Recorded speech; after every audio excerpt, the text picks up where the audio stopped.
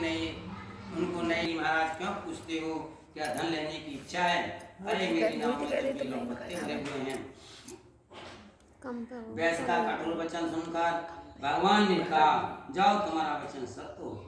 दंडी ऐसा कहकर वहां से दूर चले जाते हैं और कुछ दूर जाकर के समुद्र के किनारे बैठ जाते हैं।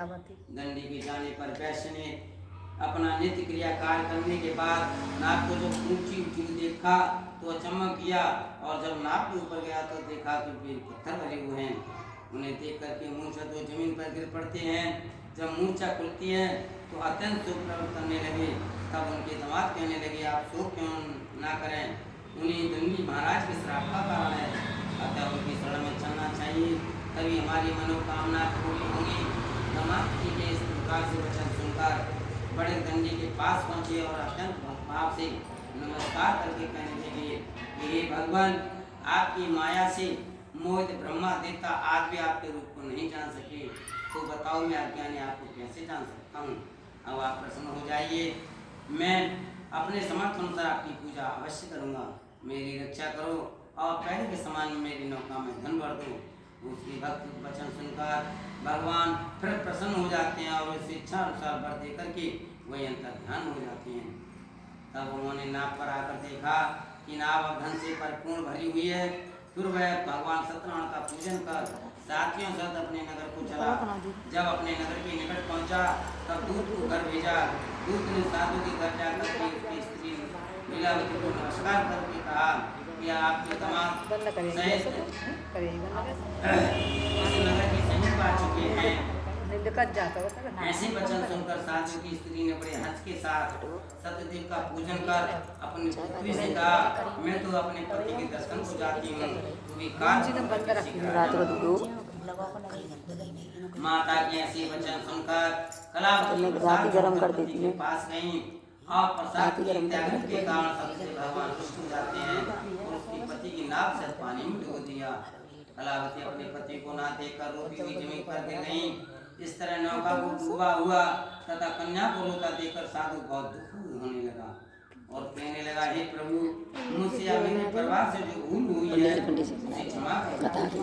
ये तीन वचन सुनकर सत्यदेव भगवान प्रसन्न हो जाते हैं और आकाशवाणी के द्वारा कहने लगे, हे साधु, तेरी कन्या मेरे प्रसाद को छोड़कर आई है, इसलिए उसका पति अदृश्य हुआ है। यदि वह घर जाकर प्रसाद खाए लौट के आए तो उसके पति अवश्य मिलेंगे।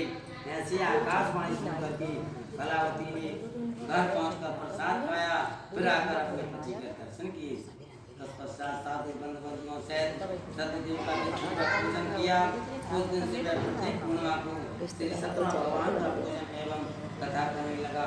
इस तरह वह इस लोक का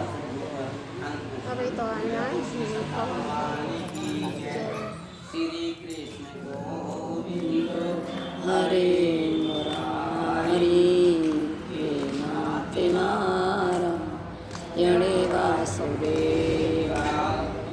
आगे फिर सूची कहने लगी, हे ऋषियों, मैं और भी कथा कहता हूँ, सुनो।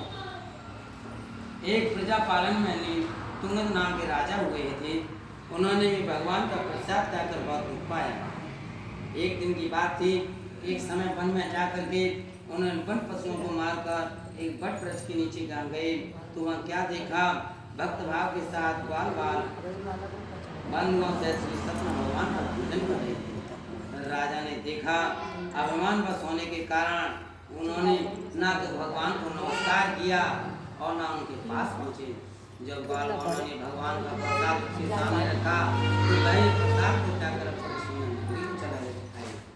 वहाँ उसने क्या देखा कि सब नष्ट पाया। तो वह जान गए कि यह सब कुछ भगवान ने किया है। ऐसा विश्वास करके वह बाल बालों के समीप गए और पूजन कर प्रसाद खाया तो सत्यदेव की कृपा से पहले जैसा था वैसा ही हो गया। फिर दीर्घ काल तक सुख होकर बने देने का तात्पर्य है, जो मनुष्य इस परम